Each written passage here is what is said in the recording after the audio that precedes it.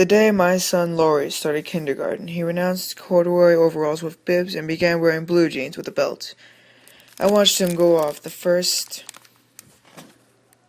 morning with the older girl next door, seeing clearly that an era of my life has ended. My sweet-voiced nursery school taught replaced by a long-treasured swaggering character who forgot to stop at the corner and wave goodbye to me. He came home the same way, the front door slamming open, his cap on the floor, and his voice suddenly becoming rash as shouting, "Is anybody here?" At lunch he spoke insolently to his father, spilled his baby sister's milk, and remarked that his teacher said we were not to take the name of the Lord in vain. "How was school today?" I asked, elaborately casual. "All right," he said. "Did you learn anything?" his father asked. Laurie regarded his father coldly. "I didn't learn nothing," he said. "Anything?" I said. "Didn't learn anything?" "The teacher spanked the boy, though," Laurie said, addressing his butter and bread. "For being fresh," he added, with his mouth full. "What did he do?" I asked. "Who was it?" Laurie thought. "It was Charles," he said. "He was fresh. The teacher spanked him and made him stand in the corner. He was awfully fresh." "What did he do?" I asked again, but Laurie slid off his chair, took a cookie, and left, while his father was still saying, "See here, young man." The next day, Laurie remarked at lunch, as soon as he sat down, "Well, Charles is bad again today." He grinned enormously and he said, "Today Charles hit the teacher." "Good heavens," I said, mindful of the Lord's name. "I suppose he got spanked again."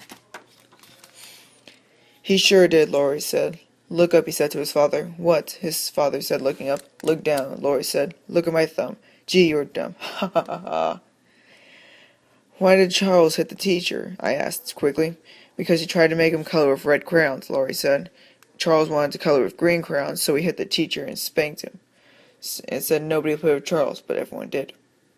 The third day, it was Wednesday of the first week, Charles bounced a seesaw on the head of a little girl and made her bleed, and the teacher made him stay inside all during recess. Thursday, Charles had to stand in a corner during story time because he kept pounding his feet on the floor. Friday, Charles was deprived of blackboard privileges because he threw chalk. On Saturday, I remarked to my husband, "Do you think kindergarten is too unsettling for Laurie? All this toughness and bad grammar, and this Charles boy sounds like such a bad influence." "It'll be all right," my husband said reassuringly. "Bound to be people like Charles in the world. Might as well meet him now as later." On Monday, Laurie came home late, full of news. "Charles," he shouted as he came up the hill. I was waiting anxiously at the front steps. "Charles," Laurie yelled all the way up the hill. Charles was bad today. "Come right in," I said as soon as he came close enough. "Lunch is waiting." "You know what Charles did?" he demanded, following me through the door. Charles yelled, so in school they sent a boy in from the first grade to tell the teacher she had to make Charles keep quiet, and so Charles had to stay after school, and so all the children had stayed to watch him. "What did he do?" I asked. "He just sat there," Laurie said, climbing into the chair at the table. "Hi, Pop, you old dust mop." "Charles had to stay after school today," I told my husband. "Everyone stayed with him." "What do you think this Charles looks like?" my husband asked Laurie. "What's his other name?" "He's bigger than me," Laurie said, "and he doesn't have any rubbers, and he doesn't wear a jacket." Monday night was the first parent-teachers meeting. The only fact that the baby had a cold kept me from going. I wanted passionately to meet Charles's mother. On Tuesday, Laurie remarked suddenly, "Our teacher had a friend come over to see her in school today." "Charles's mother?" my husband and I asked simultaneously. "Nah," Laurie said scornfully. "It was just a man who came and made us do exercises. We had to touch our toes. Look." He climbed down from his chair and squatted down and touched his toes. "Like this," he said.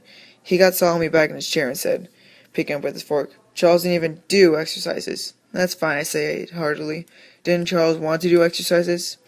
"Nah, Charles was so fresh to the teacher's friend, he wasn't let to do exercises." "Fresh again?" "He kicked the teacher's friend," Laurie said. "The teacher's friend told Charles to touch his toes like I just did, and Charles kicked him." "What do you suppose about Charles that they're going to do?" Laurie's father asked him. Laurie shrugged elaborately. "Throw him out of school, I guess," he said.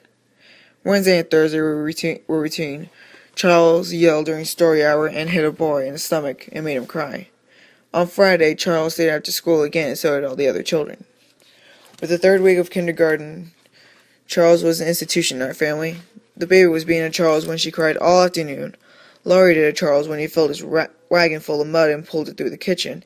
Even my husband, when he caught his elbow in the telephone cord and pulled the telephone, ashtray, and a bowl of flowers off the table, said after the first minute, "Looks like Charles." The third and fourth weeks looked like it was reformation in Charles. Laurie reported grimly at lunch on Thursday of the third week. Charles was so good today, the teacher gave him an apple. What? I said, and my husband added worriedly, "You mean Charles?" "Charles," Laurie said. "He gave the crowns around, and he helped pick up books afterwards, and the teachers said he was her helper." "What happened?" I asked incredulously. "He was your helper, that's all," Laurie said, and shrugged. "Can this be true about Charles?" I asked my husband that night. "Can something like this happen?" "Wait and see," my husband said cynically. "When you've got Charles to deal with, this means he's always plotting." He seemed to be wrong. For over a week, Charles was the teacher's helper. Every day he handed things out and picked things up too. No one had to stay after school. "The PTA meeting's next week again," I told my husband one evening. "I'm going to find Charles's mother there. Ask her what happened to Charles," my husband said. I'd like to know." "I'd like to know myself," I said. On Friday of that week, things went back to normal. "You know what Charles did today?" Laurie demanded at the lunch table in a voice slightly awed.